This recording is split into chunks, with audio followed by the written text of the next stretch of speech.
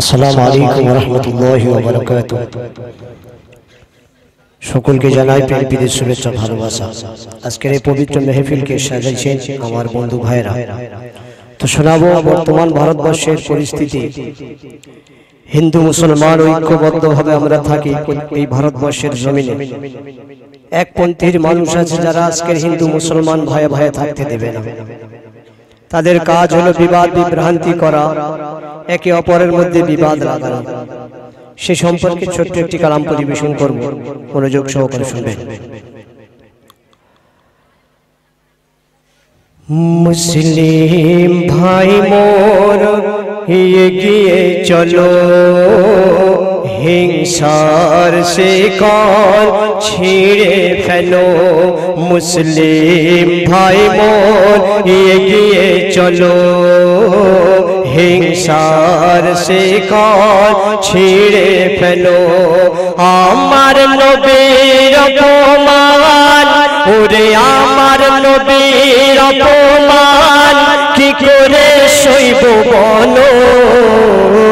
মুসলিম ভাই মোর এগিয়ে চলো, হিংসার শিকল ছিঁড়ে ফেলো। আমার নবীর অপমান, ওরে আমার নবীর অপমান কি করে সইব বলো। মুসলিম ভাই মোর এগিয়ে চলো, হিংসার শিকল ছিঁড়ে ফেলো। তারপর শুনবেন আজকের ভারতবর্ষের জমিনের হালাত দেখি আমরা। মুসলমানদের উপর কিরকম ভাবে অত্যাচার আমরা ফেসবুক ইন্টারনেটের মাধ্যমে দেখতে পাই। কবি লিখছে, নাই রে কেন আজ এ দেশে মিলব মানবতা।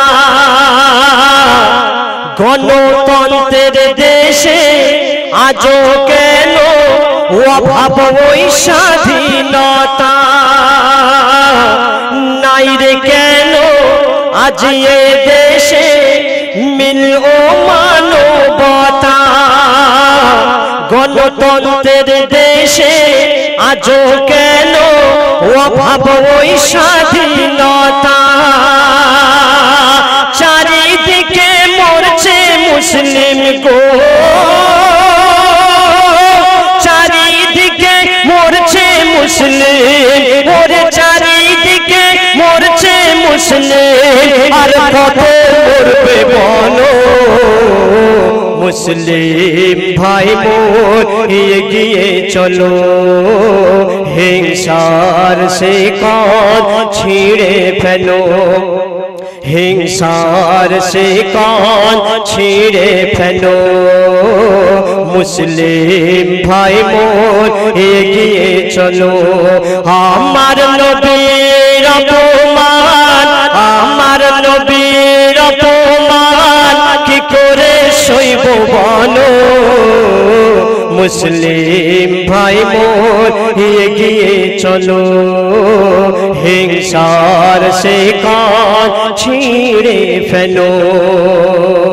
তারপর শুনবেন আজকের এই ভারতবর্ষের জমিনে মুসলমানদের উপর অন্যায়ভাবে অত্যাচার চলছে, স্টিম রোলার চালানো হচ্ছে, মসজিদকে ভাঙচুর করা হচ্ছে। কিছু মিডিয়া আছে, বদমাইশ মিডিয়া আছে, বাংলাদেশের খবর মিথ্যা করে ইন্ডিয়ায় পেশ করে। আর ইন্ডিয়ার কিছু মিডিয়া আছে যাদেরকে বলা হয় কুত্তা, তারা আজকের বাংলাদেশে এই খবরগুলো ছড়িয়ে ফেলছে। মুসলমান এবং হিন্দু মুসলমান এদেরকে ঐক্যবদ্ধভাবে থাকতে দেয় না। তাই ছন্দের মাধ্যমে শেষ ছন্দ কবি লিখছে, ভারত জুড়ে আজও চলছে অন্যায় অত্যাচার।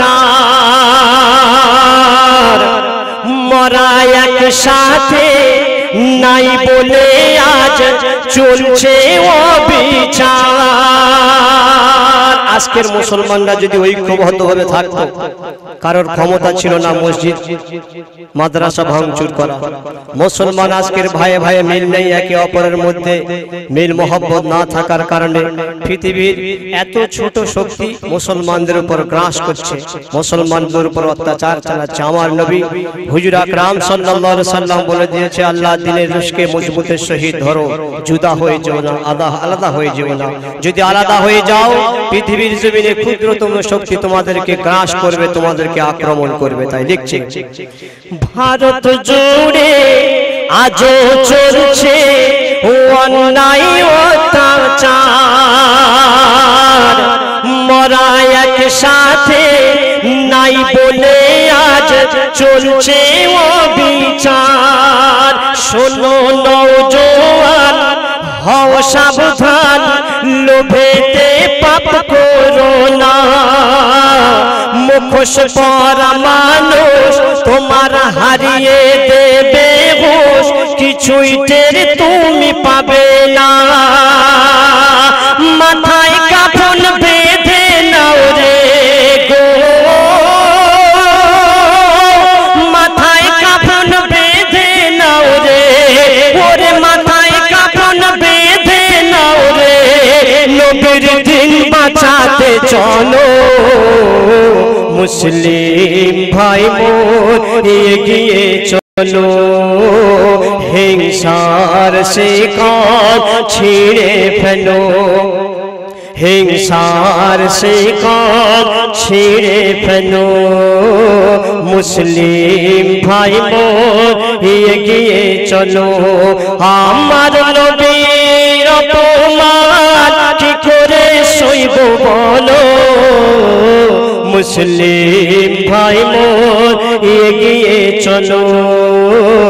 হিংসার শিকল ছিঁড়ে ফেলো। শেষ কথা, আমার নবীর নামে গালি দিয়েছিল বেশ কয়েকদিন আগে। সব সময় নবীর নামে গালি দেয়, কিন্তু তাদের কোনো লাভ হয় না, মুসলমানদের পিছনে শত্রুতা করেই যায়। আমি সেই জন্য নওজোয়ান বন্ধু ভাইদেরকে উদ্দেশ্য করে বলবো, আল্লাহকে যদি সন্তুষ্ট আমরা করতে পারি, আমাদের ঈমানকে যদি বাঁচিয়ে বাড়িয়ে নিয়ে যেতে পারি, তাহলে আমরা পৃথিবীর জমিনে কামিয়াব হব আর আখিরাতেও কামিয়াব হব। যদি আমরা মসজিদ ছেড়ে ঘুরে ঘুরে বেড়াই, আমাদের ঈমান কিন্তু কমজোরি হবে না। আল্লাহ সবথেকে বড় দৌলত ঈমান দিয়েছে আমাদেরকে। ঈমান যদি বাড়িয়ে নিয়ে যেতে চাই, তাহলে আল্লাহর ঘরে আসতে হবে। শেষ কথা লিখছে, মাতা পিতার অপমান সয়ে নেবে মুসলমান, করে আজ এটাই এলান। দেহে থাকতে প্রাণ দেব না ঈমান, সইব না নবীর অপমান। যত ধর্ম আছে এই ভারতবর্ষে, মরা একসাথে থাকে। কেউ বা কোরআন, কেউ বা বাইবেল, কেউ বা কোরআন, কেউ বা গীতা নিয়ে সেই প্রভুর ডাকে। তবে কেন ইসলাম ধর্ম গো,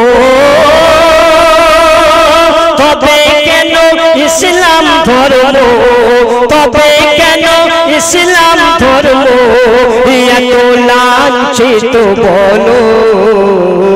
মুসলিম ভাই মোর এগিয়ে চলো, হিংসার শিকল ছিঁড়ে ফেলো। হিংসার শিকল ছিঁড়ে ফেলো। মুসলিম ভাই মোর এগিয়ে চলো। আমার নবীর অপমান, ওরে আমার নবীর অপমান কি করে সইব বলো। মুসলিম ভাই মোর এগিয়ে চলো।